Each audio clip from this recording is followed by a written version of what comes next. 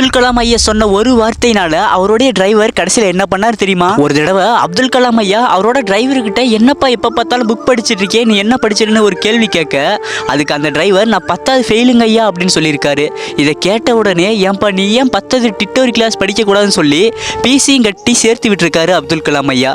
கொஞ்ச நாள் கழிச்சு அந்த டிரைவர் வந்து ஐயா நான் 10th பாஸ் ஆகிட்டேன் அப்படின்னு வந்து சொல்ல, இதை கேட்ட அப்துல் கலாம் ஐயா ஏன்பா 10th பாஸ் ஆகிட்டேன் அப்படியே 11th 12th படிச்சிருன்னு சொல்லி அதுக்கு ஏற்பாடு பண்ணி கொடுத்திருக்காரு அப்துல் கலாம் ஐயா. 2 வருஷத்துல அதையும் படிச்சு பாஸ் பண்ணிட்டு வந்து நான் பாஸ் ஆகிட்டேன் ஐயா அப்படின்னு சொல்றாரு அந்த டிரைவர். இப்படி ஒவ்வொரு முறையும் கார்ல பயணிக்கும் பொழுது அப்துல் கலாம் ஐயா அந்த டிரைவர்கிட்ட அதை படி இதை படின்னு ஆர்வம் காட்டினதுனால அந்த டிரைவரும் பல முயற்சி எடுத்திருக்காரு.